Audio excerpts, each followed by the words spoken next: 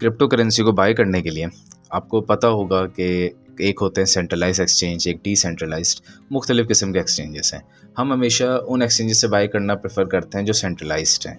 और कुछ एक्सचेंजेस के आपको नाम पता भी होंगे, जैसे कि बाइनेंस है। तो ये गूगल पे जाएं और सिंपली लिखें बाइनेंस, तो आपको टॉप पे नज़र आ जाएगा और ये बाइनेंस का प्रीफेस ओपन हो गया। यहाँ जाके साइन अप करें, अकाउंट बनाएं और इजीली पे ट्रेडिंग स्टार्ट करें क्रिप्टो खरीद के। इसी तरह बाइनेंस के साथ बिटगेट है, कुकवाइन है। तो ये भी कुछ एक्सचेंजेस हैं जिसमें जाके आप इजीली क्रिप्टो बाई कर सकते हैं। लेकिन क्या इस तरह बाई करना प्रेफरेबल होता है? तो नहीं, इस तरह बाई करना प्रेफरेबल एक पर्टिकुलर कंडीशन में तो होता है, हर बार नहीं होता। मिसाल के तौर पे आपकी इन्वेस्टमेंट है $50 या $100, $200, तो आप यकीनन बाई करें क्रिप्टो अपने बाइनेंस या कुकवाइन वाले जो भी आपका अकाउंट है, और उसी के अंदर एसेट्स को छोड़ दें। जब वो उसकी प्राइस ज़्यादा हो तो आप उसको सेल कर दें और विड्रॉ कर लें पैसे। लेकिन अगर तो आपकी इन्वेस्टमेंट है $10,000, $15,000, $20,000 या इससे भी ज़्यादा, तो इन केसेस में आप जो अपने एसेट्स बाई करते हैं उस पर ज़्यादा चांसेस ये होते हैं कि एक तो अटैक हो सकता है, फिशिंग या स्पाईवेयर, मुख्तलिफ़ किस्म का अटैक हो सकते हैं और हैक हो सकता है। और दूसरा चांस ये होता है कि अगर तो वो क्रिप्टो एक्सचेंज भाग जाए या फ्रॉड कर जाए तो साथ साथ आपके पैसे भी डूब जाते हैं, आपके एसेट भी चले जाते हैं। तो इसलिए एक बेस्ट ऑप्शन होता है कि आप क्रिप्टो वॉलेट बनाएं। अगर आपकी इन्वेस्टमेंट इतनी बड़ी है कि $15,000-20,000 या $50,000 तक जा रही है, तो क्रिप्टो वॉलेट बनाएं और अपने सारे एसेट्स को वॉलेट में ट्रांसफ़र करें। वॉलेट कहीं नहीं भाग सकता, ये ब्लॉकचेन में बने होते हैं। इसके लिए ब्लॉकचेन की टेक्नोलॉजी को थोड़ा पढ़ें तो समझ आएगा कि क्यों वॉलेट कहीं नहीं जाएगा आपका। आपके क्रिप्टो एक्सचेंजेस जा सकते हैं, हो सकता है कल को नया एक्सचेंज आ जाए, बाइनेंस भी बंद हो जाए, पॉसिबिलिटीज़ होती हैं, लेकिन वॉलेट आपके कहीं नहीं जाएंगे, वॉलेट आपके हमेशा रहेंगे। यहाँ तक कि सतोशी जिसने बिटकॉइन बनाया था, उसने अपने काफ़ी बिटकॉइन उसने अपने क्रिप्टो वॉलेट में डाले थे और फिर वो उसका पासवर्ड भूल गया, और आज तक वो जो बिटकॉइन है वो उसके अंदर मौजूद है, तकरीबन 2 लाख के करीब। तो उसने क्योंकि वॉलेट में डाले थे तो है तो सेफ, बस वो पासवर्ड भूल गया तो अब वो कोई निकाल नहीं सकता। तो ये इसकी सिक्योरिटी बताने के लिए बताएं, जो मकसद है सिक्योरिटी बताना। तो इसमें मुख्तलिफ वॉलेट्स हम देखते हैं, कोई एक वॉलेट कि हम कैसे बना सकते हैं और कैसे उस पर डील या ट्रेडिंग कर सकते हैं। तो मेटामास्क ही बहुत मशहूर है, इसी को ओपन कर लेते हैं। अगर तो आपके पास मोबाइल है तो सीधा सीधा, अगर आईफोन है या एंड्रॉयड है तो उस पर जाएँ प्ले स्टोर पर और जाके ईज़िली मेटामास्क या कोई भी वॉलेट का नाम लिखें और मुख्तलिफ वॉलेट आ जाएंगे, उसको डाउनलोड करना है। और अगर आप गूगल पे हैं तो इस तरीके से ये आपने metamask.io वेबसाइट ओपन की, गेट मेटामास्क, और इसके आगे आपके पास ये गूगल क्रोम का साइन है, इस पर क्लिक करेंगे तो ये इसके संग प्रीफेस ओपन हो जाएगा। ऐड टू क्रोम करें और ऐड एक्सटेंशन, इस तरह एक्सटेंशन ऐड हो जाएगी आपके यहाँ पे गूगल पे। तो ये डाउनलोड हो रहा है और जैसे ही ऐड हो जाएगी तो ईजी टू एक्सेस हो जाएगा, और ये एक बहुत अच्छा तरीक़ेकार है। इसी के साथ फैंटम वॉलेट है, मेटामास्क के साथ साथ कॉइनबेस है। ये 3 अच्छे वॉलेट्स हैं जिनको प्रेफर भी करता हूँ। ये बहुत अच्छे वॉलेट है, इनको आप देख सकते हैं। ये एक्सटेंशन में गए और एक्सटेंशन में जाके इसको मैंने पिन कर दिया ताकि ये सामने ही आ जाए। अब ये आपका वॉलेट ओपन है आपके सामने। अब हम नया वॉलेट बनाने जा रहे हैं तो आपको टर्म्स एंड कंडीशन पर एग्री करना पड़ेगा। पहले इसको पढ़ लिएगा अच्छी तरीके से, मैंने क्योंकि पढ़ी है और मैं तो खैर अपने यूज़ के लिए बना भी नहीं रहा। तो क्रिएट अ न्यू वॉलेट, और फिर इस पर आपने क्लिक किया, एग्री। इधर अपना कोई पासवर्ड रख दें। पासवर्ड हमेशा ऐसा रखें जो आपको याद रहे, ऐसा बिल्कुल भी ना रखें जो याद ना रहे, क्योंकि पासवर्ड अच्छा बेहतर तरीका ऑप्शन ये होता है कि पासवर्ड जो है आप अपने पास कहीं पे लिख रहे हैं। जैसे आप इसमें टाइप कर रहे हैं तो टाइप करने के बाद आप अपने पास कहीं पे लिख लें, ताकि कल को अगर भूल भी जाएं तो उस लिखी हुई जगह से कॉपी कर सकें। इसके बाद ये आपके पास एक वीडियो ज़रूर देखें, और इस वीडियो में बताया गया है कि किस तरह सीक्रेट फ्रेज़ आपके काम आता है। अच्छा, होता ये कि अगर आपका जो वॉलेट है इसमें एक चीज़ होती है सीक्रेट फ्रेज़, जैसे कि ये सिक्योर माय वॉलेट, इस पर मैं आ गया और ये आपको एक सीक्रेट फ्रेज़ नज़र आ रहा है। ये मैं इस पर अगर क्लिक करूँगा तो मेरा जो सीक्रेट फ्रेज़ है वो ओपन हो जाएगा। ये रिवील सीक्रेट फ्रेज़, ये मेरा सीक्रेट फ्रेज़ आ गया। यानी कि पहले पे आइडल है, दूसरे में मेंबर है, तीसरे पे म्यूचुअल है, ये सीक्रेट फ्रेज़ है। अब आपने करना क्या है, ये सारे phrase as it is spelling के साथ लाइन ऑर्डर वाइज 1 2 3 एक पेपर पे एक कॉपी पे लिख लेना है और फिर इसको याद रखना है। कॉपी टू क्लिपबोर्ड करके आप चाहें तो अपनी ईमेल पे सेव कर लें, ये भी एक अच्छा ऑप्शन है। उसके बाद नेक्स्ट पे आएँ। इसके बाद ये जो मिसिंग लिंक्स हैं ये आपने इसको फिल करना है, ठीक है। अगर आप सही फिल नहीं करेंगे तो यकीनन फिर आप आगे नहीं बढ़ सकते, ठीक है। मैं थोड़ा बैक करता हूँ और डायरेक्टली मैं शुरू करता हूँ ताकि इस पर थोड़ी सी हम बात कर सकें।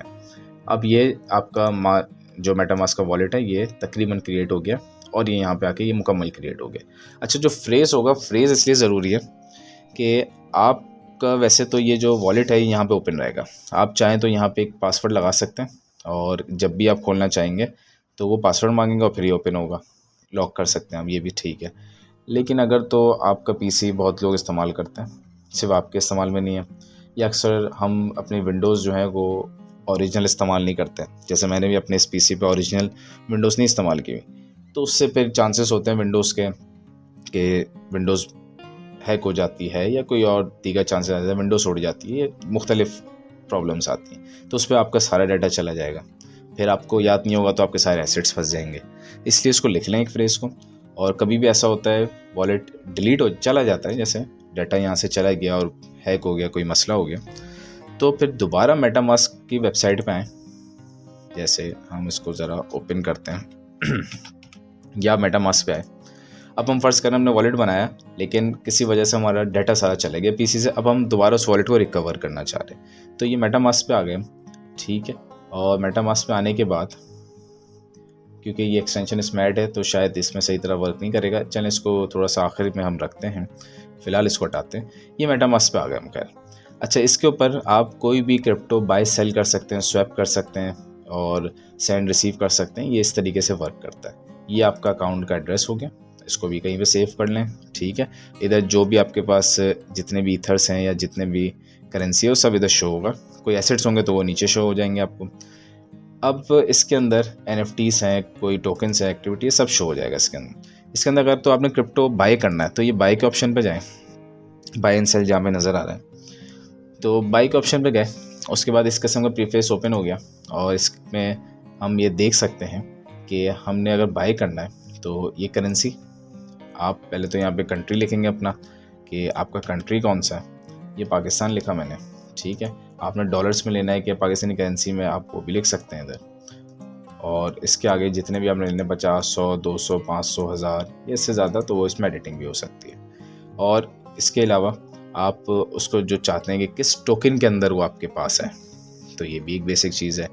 तो किसी भी टोकन में ले सकते हैं और चाहें तो US डॉलर्स में, डॉलर का जो टोकन है उसमें भी लिया जा सकता है, जैसे USDT, टीथर USD, इसमें भी लिया जा सकता है। ये बता रहा है कि डेबिट और क्रेडिट कार्ड यूज़ करेंगे तो 5 से 10 मिनट के अंदर वो ट्रांजैक्शन हो जाएगी।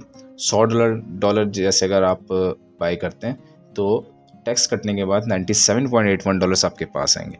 $2.19 टैक्स में कट जाएंगे, ट्रांजैक्शन टैक्स में।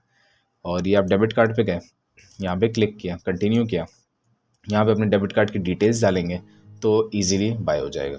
लेकिन अगर तो आप पाकिस्तान से बाहर हैं और आपके कंट्री के अंदर क्रिप्टो बैन नहीं है, लीगलाइज है, तो आप बाय कर सकते हैं डेबिट क्रेडिट कार्ड से, वो तो कोई इशू वाली बात नहीं।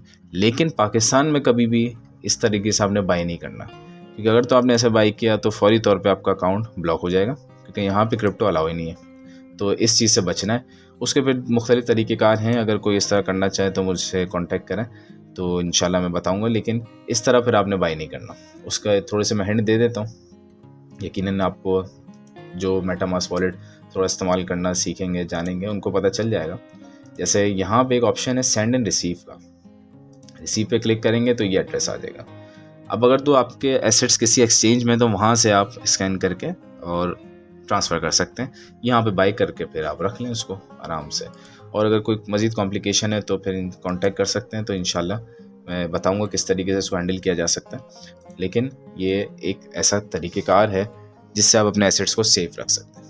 अच्छा, अब ज़रा इसको हम क्लोज़ करते हैं, यहाँ से इसको भी हटाते हैं और मेटा AI पे आते हैं, दोबारा उस पर मेटामास्क पे आते हैं, नॉट मेटा AI, metamask.io, ये ओपन हो गया।